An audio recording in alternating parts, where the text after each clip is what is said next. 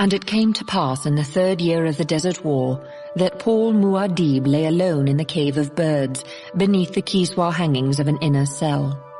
And he lay as one dead, caught up in the revelation of the water of life, his being translated beyond the boundaries of time by the poison that gives life. Thus was the prophecy made true that the Lisan al-Gaib might be both dead and alive. Collected Legends of Arrakis by the Princess Irulan. Chani came up out of the Habanya basin in the pre-dawn darkness, hearing the thopter that had brought her from the south go whirring off to a hiding place in the vastness.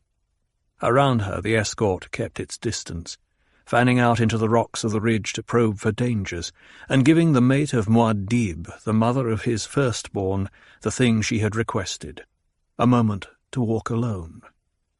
"Why did he summon me?" she asked herself.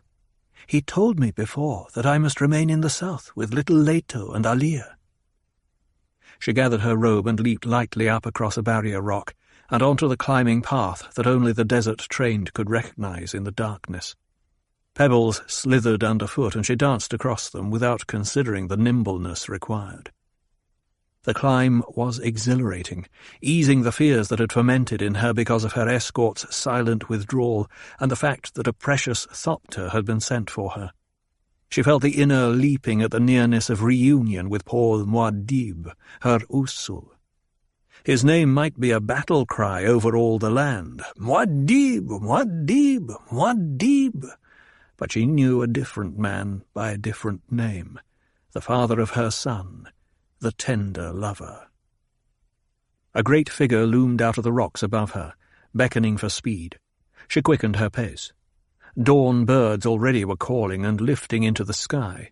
A dim spread of light grew across the eastern horizon. The figure above was not one of her own escort. Otheim? She wondered, marking a familiarity of movement and manner. She came up to him, recognized in the growing light the broad, flat features of the Fedaykin lieutenant, his hood open and mouth-filter loosely fastened, the way one did sometimes when venturing out on the desert for only a moment. "Hurry," he hissed, and led her down the secret crevasse into the hidden cave. "It will be light soon," he whispered, as he held a door seal open for her. "The Harkonnens have been making desperation patrols over some of this region. We dare not chance discovery now." They emerged into the narrow side passage entrance to the Cave of Birds. Glow globes came alight. Otheim pressed past her, said, "Follow me! Quickly now!" They sped down the passage, through another valve door, another passage, and through hangings into what had been the Sayadina's alcove in the days when this was an over-day rest cave. Rugs and cushions now covered the floor. Woven hangings with the red figure of a hawk hid the rock walls. A low field desk at one side was strewn with papers from which lifted the aroma of their spice origin. The Reverend Mother sat alone directly opposite the entrance. She looked up with the inward stare that made the uninitiated tremble. Otheim pressed palms together, said, "I have brought Chani." He bowed, retreated through the hangings. And Jessica thought, "How do I tell Chani?" "How is my grandson?" Jessica asked. So it's to be the ritual greeting, Chani thought, and her fears returned. Where is Muad'Dib? Why isn't he here to greet me? "He is healthy and happy, my mother," Chani said. "I left him with Alia in the care of Hera." My mother, Jessica thought. Yes, she has the right to call me that in the formal greeting. She has given me a grandson. "I hear a gift of cloth has been sent from Koh-Noor Sietch," Jessica said. "It is lovely cloth," Chani said. "Does Alia send a message?" "No message, but the Sietch moves more smoothly now that the people are beginning to accept the miracle of her status." Why does she drag this out so? Chani wondered. Something was so urgent that they sent a thopter for me. Now, we drag through the formalities. "We must have some of the new cloth cut into garments for little Leto," Jessica said. "Whatever you wish, my mother," Chani said. She lowered her gaze. "Is there news of battles?" She held her face expressionless, that Jessica might not see the betrayal, that this was a question about Paul Muad'Dib. "New victories," Jessica said. "Rabban has sent cautious overtures about a truce. His messengers have been returned without their water. Rabban has even lightened the burdens of the people in some of the Sink villages, but he is too late. The people know he does it out of fear of us." "Thus it goes, as Muad'Dib said," Cheney said. She stared at Jessica, trying to keep her fears to herself.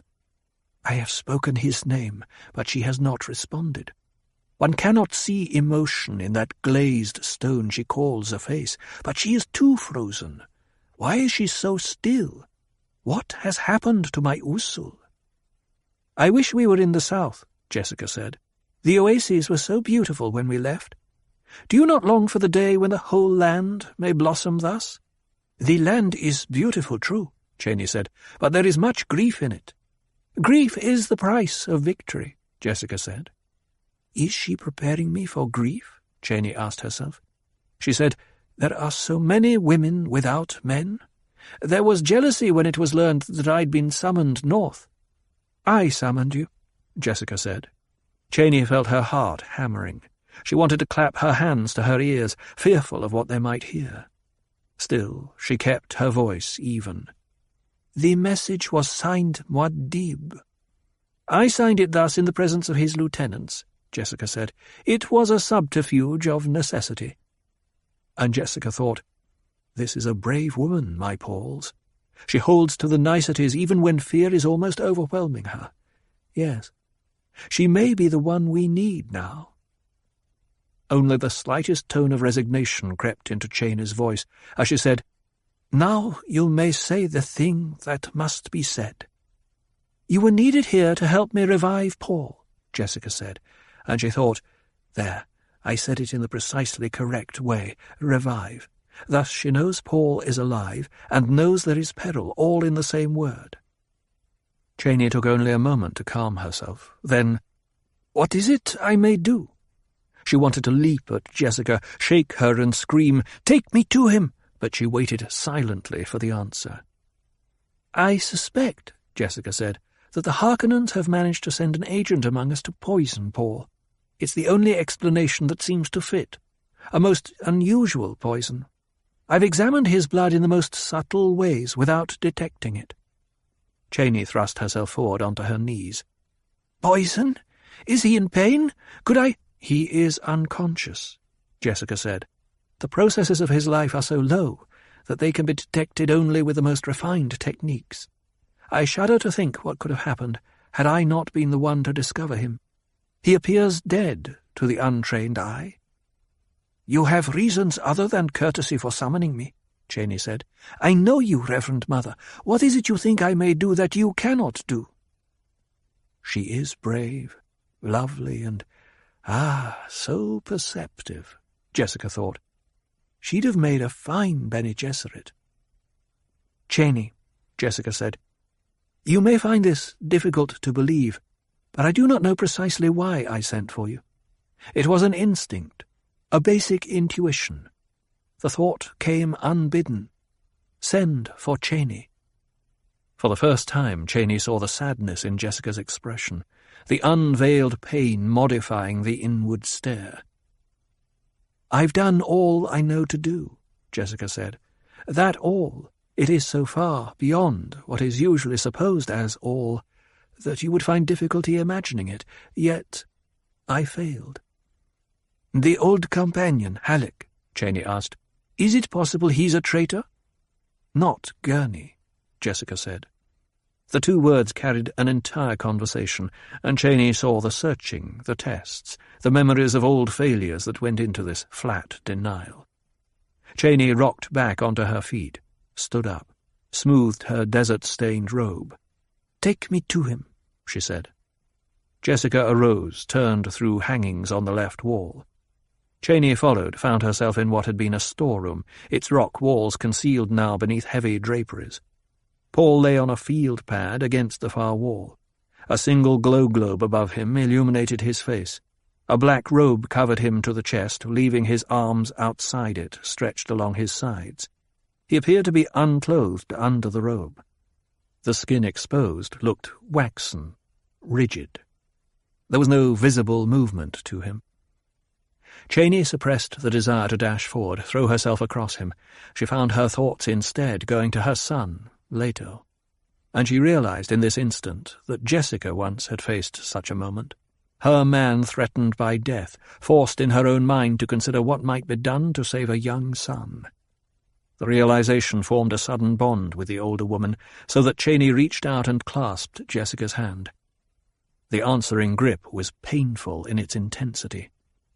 "He lives," Jessica said. "I assure you he lives. But the thread of his life is so thin it could easily escape detection. There are some among the leaders already muttering that the mother speaks and not the Reverend Mother, that my son is truly dead, and I do not want to give up his water to the tribe." "How long has he been this way?"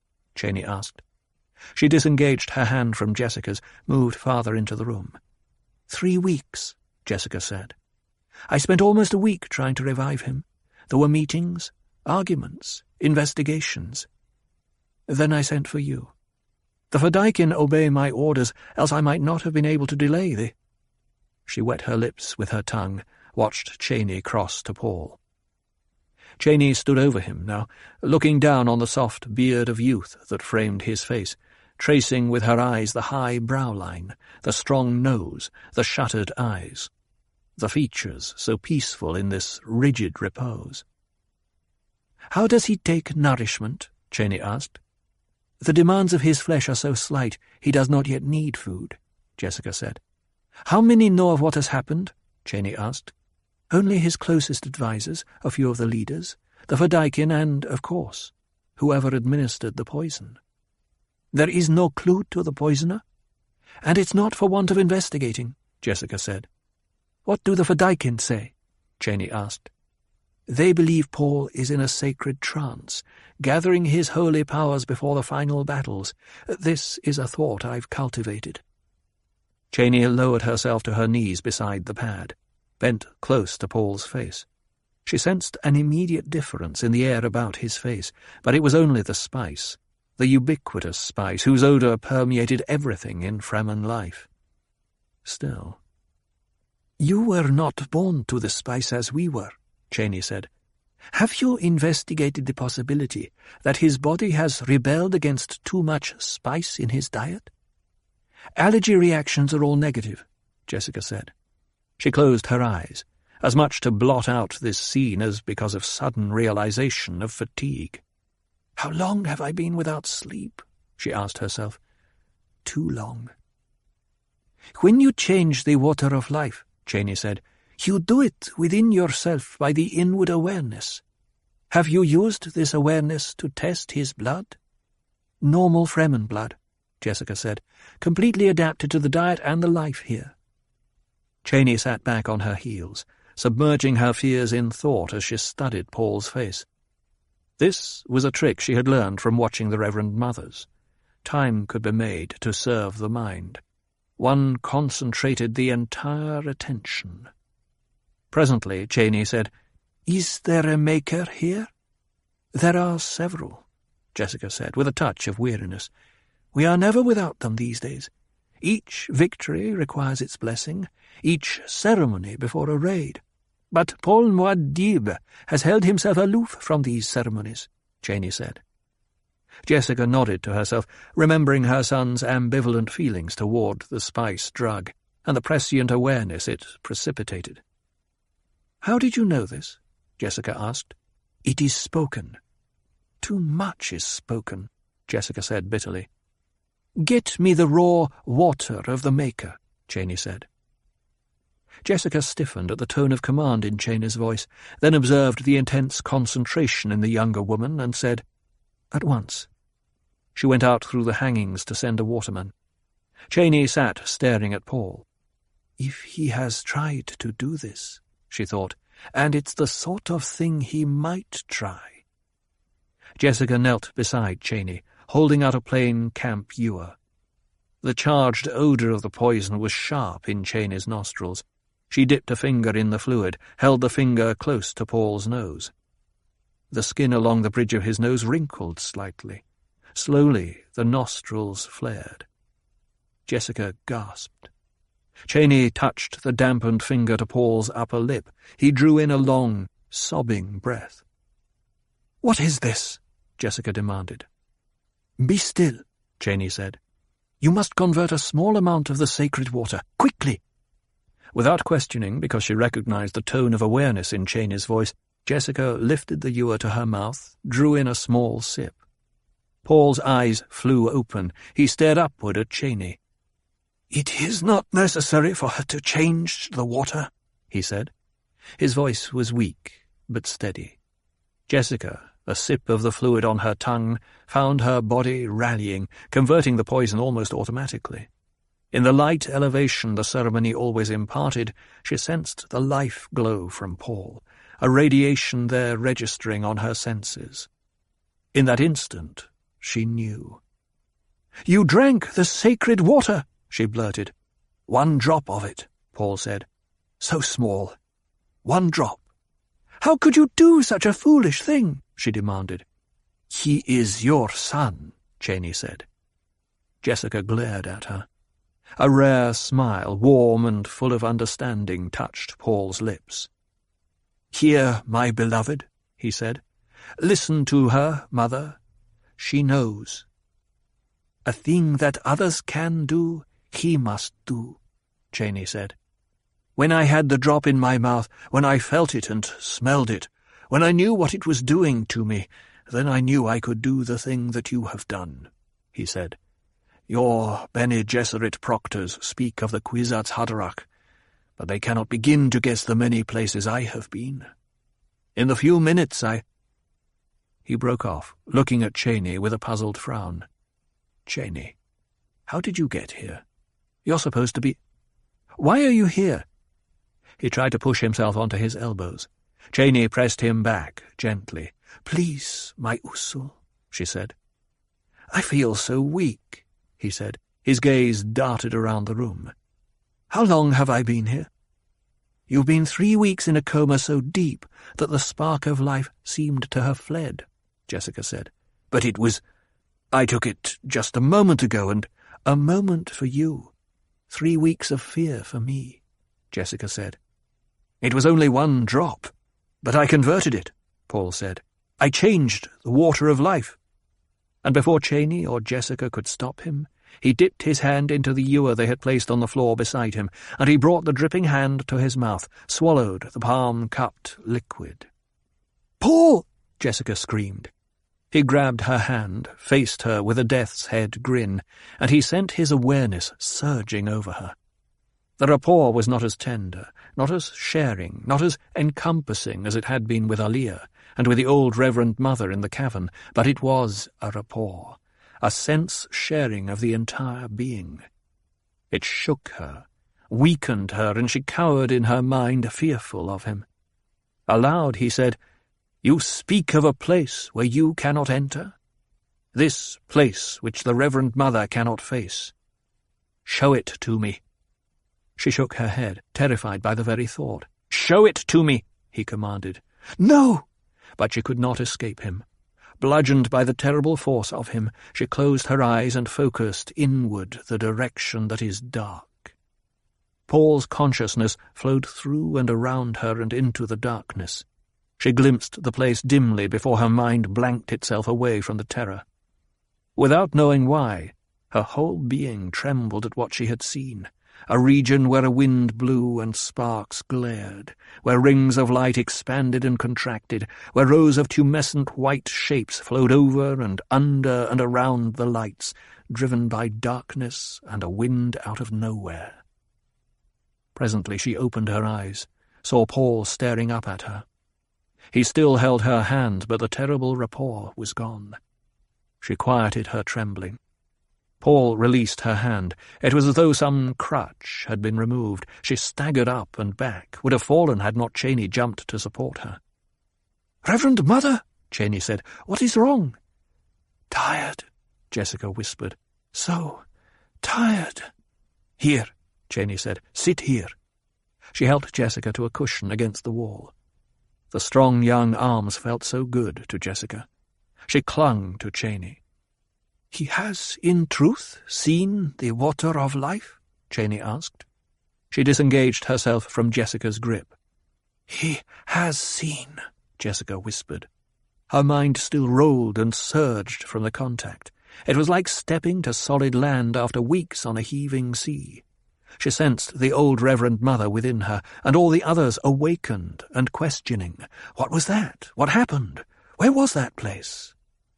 Through it all threaded the realization that her son was the Kwisatz Haderach, the one who could be many places at once. He was the fact out of the Bene Gesserit dream, and the fact gave her no peace. "What happened?" Cheney demanded. Jessica shook her head. Paul said, "There is in each of us an ancient force that takes and an ancient force that gives. A man finds little difficulty facing that place within himself where the taking force dwells. But it's almost impossible for him to see into the giving force without changing into something other than man. For a woman, the situation is reversed." Jessica looked up, found Cheney was staring at her while listening to Paul. "Do you understand me, Mother?" Paul asked. She could only nod. "These things are so ancient within us," Paul said, "that they're ground into each separate cell of our bodies. We're shaped by such forces. You can say to yourself, yes, I see how such a thing may be. But when you look inward and confront the raw force of your own life unshielded, you see your peril. You see that this could overwhelm you. And the greatest peril to the giver is the force that takes. The greatest peril to the taker is the force that gives. It's as easy to be overwhelmed by giving as by taking." "And you, my son?" Jessica asked. "Are you one who gives, or one who takes?" "I'm at the fulcrum," he said. "I cannot give without taking, and I cannot take without—" He broke off, looking to the wall at his right. Cheney felt a draught against her cheek, turned to see the hangings close. "It was Otheim," Paul said. "He was listening." Accepting the words, Cheney was touched by some of the prescience that haunted Paul, and she knew a thing yet to be as though it already had occurred. Otheim would speak of what he had seen and heard. Others would spread the story until it was a fire over the land. "Paul Muad'Dib is not as other men," they would say. "There can be no more doubt. He is a man, yet he sees through to the water of life in the way of a Reverend Mother. He is indeed the Lisan al-Gaib." "You have seen the future, Paul," Jessica said. "Will you say what you've seen?" "Not the future," he said. "I've seen the now." He forced himself to a sitting position, waved Cheney aside as she moved to help him. "The space above Arrakis is filled with the ships of the Guild." Jessica trembled at the certainty in his voice. "The Padishah Emperor himself is there," Paul said. He looked at the rock ceiling of his cell, "with his favourite truth-sayer, and 5 legions of Sardaukar. The old Baron Vladimir Harkonnen is there, with Thulfir Hawat beside him, and 7 ships jammed with every conscript he could muster. Every great house has its raiders above us, waiting." Cheney shook her head, unable to look away from Paul. His strangeness, the flat tone of voice, the way he looked through her, filled her with awe. Jessica tried to swallow in a dry throat, said, "For what are they waiting?" Paul looked at her. "For the Guild's permission to land. The Guild will strand on Arrakis any force that lands without permission." "The Guild's protecting us?" Jessica asked. "Protecting us. The Guild itself caused this by spreading tales about what we do here and by reducing troop transport fares to a point where even the poorest houses are up there now waiting to loot us." Jessica noted the lack of bitterness in his tone, wondered at it. She couldn't doubt his words. They had that same intensity she'd seen in him the night he'd revealed the path of the future that had taken them among the Fremen. Paul took a deep breath, said, "Mother, you must change a quantity of the water for us. We need the catalyst. Cheney, have a scout force sent out to find a pre-spice mass. If we plant a quantity of the water of life above a pre-spice mass, do you know what will happen?" Jessica weighed his words. suddenly saw through his meaning. "Paul!" she gasped. "The water of death," he said. "It'll be a chain reaction." He pointed to the floor. "Spreading death among the little makers, killing a vector of the life cycle that includes the spice and the makers. Arrakis will become a true desolation without spice or maker." Chaney put a hand to her mouth, shocked to numb silence by the blasphemy pouring from Paul's lips. "He who can destroy a thing has the real control of it," Paul said. "We can destroy the spice." "What stays the Guild's hand?" Jessica whispered. "They're searching for me," Paul said. "Think of that. The finest Guild navigators, men who can quest ahead through time to find the safest course for the fastest highliners, all of them seeking me and unable to find me. How they tremble. They know I have their secret here." Paul held out his cupped hand. "Without the spice, they're blind." Chaney found her voice. "You said you see them now." Paul lay back, searching the spread-out present, its limits extended into the future and into the past, holding onto the awareness with difficulty as the spice illumination began to fade. "Go do as I commanded," he said. "The future's becoming as muddled for the Guild as it is for me. The lines of vision are narrowing. Everything focuses here, where the spice is, where they've dared not interfere before, because to interfere was to lose what they must have. But now they're desperate. All paths lead into darkness."